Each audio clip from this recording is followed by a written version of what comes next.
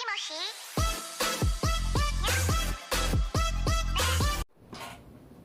Okay, hi, welcome back. Before I jump into this, let me give you a little bit of an overview of what happened to get this book on my radar, okay? So, like, I had a new coworker come in for my morning job, and we were talking, and I may have let it slip that I have a little bit of a vampire obsession as I casually look at my entire bookshelf of vampire books. That's got 6, 7, 8, 9, 10, 11, 12, 13, 14, 15. I have at least 16.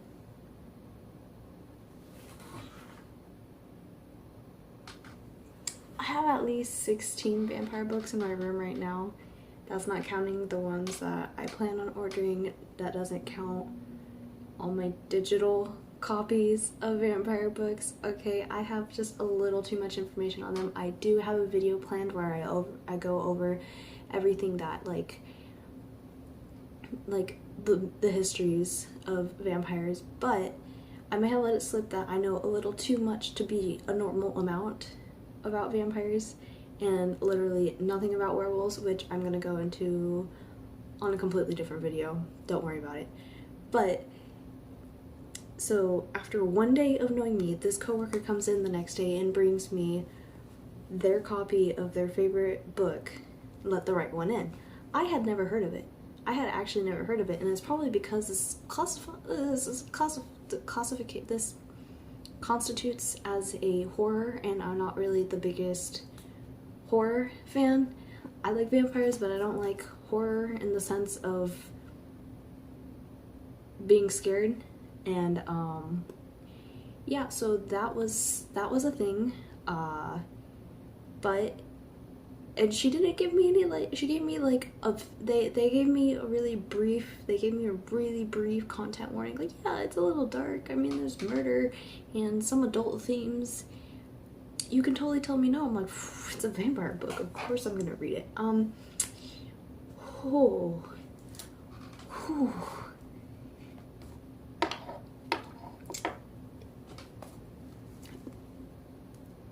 Yeah, I took notes.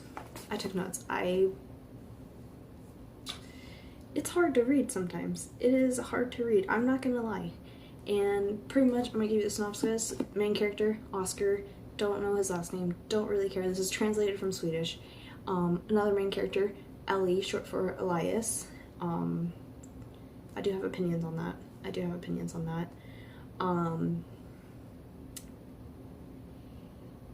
Ellie's the vampire. They pose as a young lady. Pretty much they come to Oscar's town, and Oscar is pretty much a outcast and hated by his schoolmates, and he like has this bullying problem. And Ellie comes to town, and a young boy gets murdered because Ellie needs blood. Surprise, surprise, Ellie's a vampire, or are they? I have a few opinions on that. I'm gonna talk about it. Let's go through my notes. Oh, well, maybe let me read the synopsis first. 12-year-old Oscar is obsessed by the murder that's taking place in his neighborhood. Then he meets the new girl from next door. She's a bit weird though, and she only comes out at night. Sweeping top honors at film festivals all over the globe, director Thomas Alfredson's film of Let the Right One In has received some sort of spectacular raise that have been lavished on the book. And one of the reviews is like, it's already a classic in the making, and I can actually see this becoming a classic in the future just because of the way it's written and the way I've been reading it. That I usually only annotate for classical books, like books that are classics. I usually only annotate for them, so like I started annotating for this, and I was like, oh yeah, this is definitely something that I'm gonna have on my wish list. I'm gonna have to get myself a copy of this book. I don't usually get copies to reread books. I usually get them to read initially. I have 4 pages in here of notes. We're just gonna start on page 149. The cops are talking about what the serial killer, well, he is the serial killer, I guess. what he was saying, he said Ellie, and they're like, well, what does that mean? Is that a name? And they're like, oh, it means God, doesn't it? Because Ellie lema sabachthani, I think that's how you pronounce it. I don't know Hebrew. I don't speak Hebrew. That's just how I read it.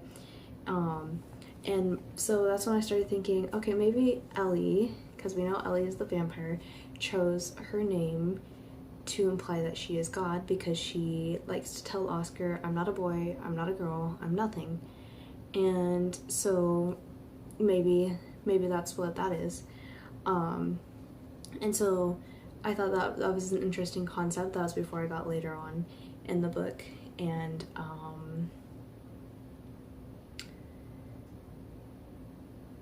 yeah, I got later on in the book and learned some things. So let me see, where do we start here? So there's one point where Ellie hunts someone down because her primary source of food is taken out of the count, and so she has to hunt for food herself. Go get your own food, girl. Go grocery shopping. Don't call Uber Eats. You gotta go yourself. That's what essentially happens. And so she actually ends up drinking someone's blood, and they have morphine because they're an older lady, and she takes her out, and she's got morphine in her blood, so it affects Ellie because obviously she's drinking the blood and there's morphine in the blood, so like the morphine gets into Ellie's bloodstream. She gets I don't want to say high off of it, but she definitely has effects, and she has hallucinations. And one of the hallucinations is described as the lining billowed out, it was swarming, made up of lips, hundreds of children's lips that writhed, painfully whispering their story, Ellie's story. Ellie, come home. This description is describing God. Actually, it's heavily implied that it's God, considering that when she speaks of him, the H is capitalized, which means it's the Abrahamic God that you see in Christianity. I don't know Judaism is the same, but this is a vision of God in her situation. So, but it's horrifying because there's hundreds of children's lips that writhe painfully, whispering their story, Ellie's story. And it's the lining of a cloak, and they're asking for her to come home, and that was horrifying to read, because I was like trying to visualize that was like, I mean, like, part of me wants to make art of that because it sounds so horrible that it would be a pretty cool piece of art, like, to paint and stuff, but at the same time it's like, I don't want to see that. That's horrifying. How is she keeping it together? And so I'm like, my notes in here say the morphine high pretty much reveals that she thinks that God is waiting for her.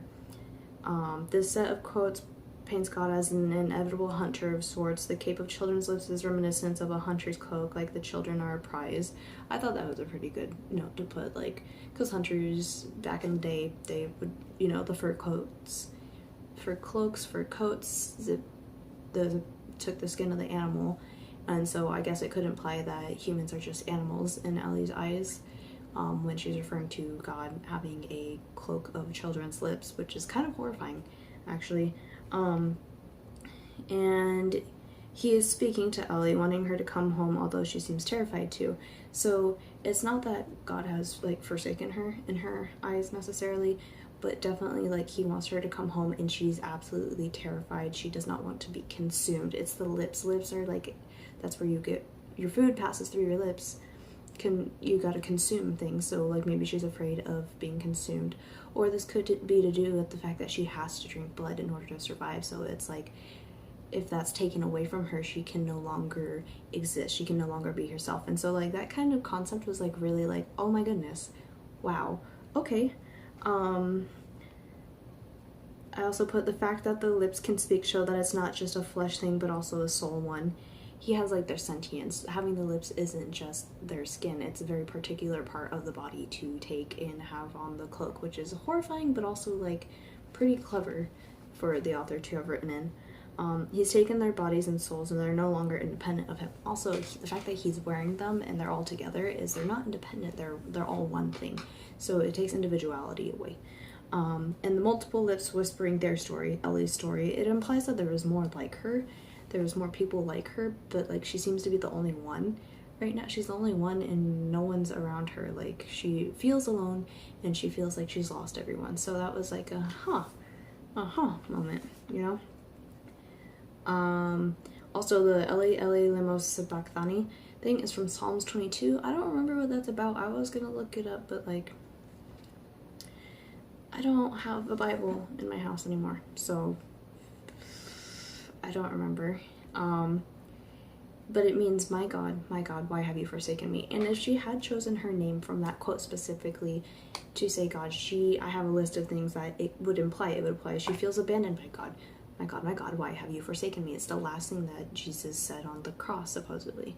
So it's like, she feels forsaken. She's calling out to him. Her name is literally a prayer. It could think that she is God, and she wants to be called out to like she is God, which actually kind of does happen at one point in the book. One of the other characters, her main source of food, he calls out her name when he thinks he's about to die and he doesn't die, but like, that's a whole other story. I want to focus on Ellie's arc here. And then it could imply that she's in a ton of pain. The crucifixion, the arms, they're dehydrated, they're not breathing very well. It could be an implication that she is in a lot of pain in this state of being. Or it could feel like she's being persecuted. She feels like she's being hunted, because that's putting herself in that position, saying those words, saying that could be like, hey, I'm not understood. This is not, I'm being hunted. I am correct, but you guys don't see it yet. So, you know, it was written in 2004, and The Lord of the Flies was written in 1954, and I'm saying this because it has a lot of references to The Lord of the Flies. Oscar is called Piggy a lot. Piggy was one of the main characters in The Lord of the Flies. He actually gets ostracized and hunted, and he actually ends up getting murdered at one point in The Lord of the Flies. So the fact that Oscar is named Piggy by his peers makes me really think, you know, at the point that I was reading, I thought it was foreshadowing that he was going to get murdered. Another thing, they talk about pigs going to slaughter a few times in the beginning of the book when he's being referred to as Piggy.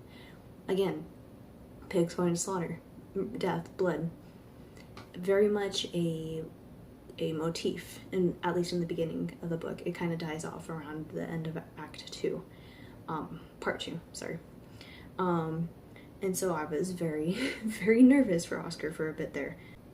Then we're gonna talk about Håkon. I don't know if that's how you pronounce his name. Håkon, probably Håkon. I think it's Håkon. He's the accomplice. He's the one who is getting the blood for Ellie. He's getting the blood for her. He's the one killing the people and doing that, and very much in love with her. And it's creepy because she looks like a 12-year-old and he's a grown man, and it's very creepy, and it's touched upon a lot in the book. Actually, this book touches upon that concept a lot, especially with this character in particular. And I was very happy when he met his end and when he was arrested and a few things. But there's one point where it says, so he throws acid on his own face as a way to try and end his life so that he doesn't get arrested, so that he doesn't give away where Ellie is. And while that's a pretty brutal way to go out, he failed. And I'm glad he failed, because then he was able to, you know, start to feel and have to deal with the fact that he did these things, and he has to listen to the cops talk to him while he's in the hospital. And he loses all that control that he likes to have by doing these things. So that was satisfying for me when he survived that, but it was also satisfying for me at the end of his arc and his story within this book. But there's a quote from here that says, the only miscalculation was that he was still alive. He had seen pictures. Women had gotten acid thrown on their faces by jealous boyfriends. He didn't want to feel his face, even less see it. So I was like, wow, this man really fancies himself a victim, considering he murdered a bunch of people, and he considers himself the victim of his and Ellie's relationship, because let's face it, they had a relationship. While it may not have been intimate in that way, it was very intimate for him. The whole bloodletting, the whole doing all this for him. He was willing to spill his own blood for her, and he was willing to get caught for her, and he got caught for her. And so it was very much a like, wow, you fancy yourself the victim. She was using him, absolutely, but he was also using her, and it was very toxic in both ways. But he is comparing himself to women who get acid thrown in their faces by jealous boyfriends. He did this to himself. Ellie didn't do this to him. He did this to himself. He made the decision himself. I know Ellie can like influence other people's decisions and stuff, but she told him not to do this, and he still went and did it. So he made this decision and then went ahead and pitied himself, and that was like horrible. Like, come on, man. And then of course there's this other character, Tommy. He's kind of a thief. His mom's into a police officer. He's kind of an important part of the story. And there's one time where he said, dead is dead, gone. He's scared of zombies, and that made me laugh because I had a feeling, you know what, he's gonna meet Ellie at one point, and it's gonna be really funny when he does. Lots of things happen there, but it was really funny to me that that was a quote in the book, dead is dead, gone, and he's very adamant on that. Because then afterwards it goes, yes, at least that's what we like to think. And then it opens up conversations for the afterlife and undead people, and like, what is truly dead, what is gone, why is this terrifying? And it really made me think for a while about it. And then on page 191 there is something about the teacher saying that a person cannot be both a boy and a girl. Gender is a whole other topic from sex. Like, it's a completely different topic. They're not the same thing. You can't say, this is that the teacher also said some animals are both, like snails and some fish. I know that. But I was sitting there and I was like, well, there are people who are intersex, and so that kind of bothered me a little bit, but that wasn't the point of this topic. I think the point of the teacher saying this and the author writing this in there, especially considering that this time frame is like World War II, but I considered that the point is to show that Ellie is less human, more animalistic in nature, and so I was like, okay, maybe I'll let it slide for now, but yeah. There's also a reference to Dante's Inferno, which circle was he destined for, and he lists all his crimes, and he says, well, the worst crime that I commit is the circle I go to, so, and he's pretty sure he goes to the bottom circle, the one with ice and chewing on people. Yeah, it's been a while since I read Dante's Inferno. I don't really want to read it right now. And then he says, as he's ending, oh my god, Ellie, help me. He's calling to Ellie. Ellie is his god. Ellie has chosen this name specifically to be God. After Oscar defends himself and gives Johnny a concussion, his mom makes him speak with his dad, but his dad seems aloof, distant, and uncaring. I noticed that his dad is very distant, and he thinks that this whole, like, conversation is kind of like stupid to talk about. He's like, just don't do it again, and Oscar's like, yeah, I won't do it again. And this kind of explains to me why Oscar acts the way he does, because his mom tells him to do these things, and then his dad just was like, nah, it's fine, I don't see a problem with it, boys will be boys. I mean, like, you know, I'm just gonna crack someone in the head and give him a concussion. And then he cites his time with the war and how the boy will be fine. Like, come on guys. So that was a thing too. So it made me wonder if he actually got some of his asocial personality from his dad himself, and just a learned trait, or if this is just him trying to emulate what he thinks a man is, because that's his dad. And then on page 211, Ellie and Oscar play knight and monster, Ellie being the monster and Oscar being the knight, because Ellie wanted to play that with him. Oscar wanted her to be a princess, but she chose to be a monster who eats princesses, and it very much is like, oh my gosh, does Ellie think that she herself is a monster? Does she acknowledge that what she does is wrong, that she eats people, and that is this how she views herself? And it really made me start thinking about how she talks about herself throughout the book, because she's always like, I'm nothing. Please don't be scared of me. I'm nothing. And then she plays as a monster. And a lot of the victims I've noticed are good people who are just trying to help, people who are having a hard time in life and they're just trying to get through it. It's very much a unsuspecting thing, and it was very like, wow, that's really rough. It's very rough. And then Ellie's full name is Elias. We found out that later. due to something, so Ellie is Elias, but Ellie just goes by Ellie, which I think was chosen on purpose. And then Oscar actually ends up having doubts about Ellie around the end of arc 3, part 3, beginning of arc or part 4, and it's a recurring thing afterwards. And then she writes a letter to him not to be afraid of her 3 times in one note, and it's very much a like, wow, she's really concerned about him being scared of her. She doesn't want to be something that he is scared of. And then, like, I made a funny note. I was like, the only safe one in this book is the squirrel at the end of page 358. And honestly, it really does feel like the squirrel is the only one who's safe. And that's because the squirrel acknowledges that something dangerous is going on and gets out of there. And I thought that was funny. There's a lot more that was going on in it. Usually, well, at the end of the book, Ellie kills the bullies. That's kind of intense. And Oscar leaves with her. And all kinds of things happen. But it's very much, it was interesting to read because it was very like, wow, this is dark, but it was a take on vampires that is very different from what is written a lot these days, and I'm not quite sure, it's not a bad thing, I like it, but it was a very, very dark book, and it was very, very hard to read, and I actually really liked it though. And there's like just a lot to analyze. There's so many references, there's more that I didn't mention from in here, but pretty much I would recommend it if you are of the right age and the right mindset to read something like that. But pretty much it was a very wild ride. It was very difficult, and it was very different from my other books that I'm reading right now. It is not romanticized. It is very much this is a dark story, and I actually rather enjoyed it. If anyone else has read it, I'd like to know your feelings about it and what you noticed and what was interesting to you. But the video is getting pretty long already as it is, so I just wanted to get that out there. I'll see you guys around. Bye.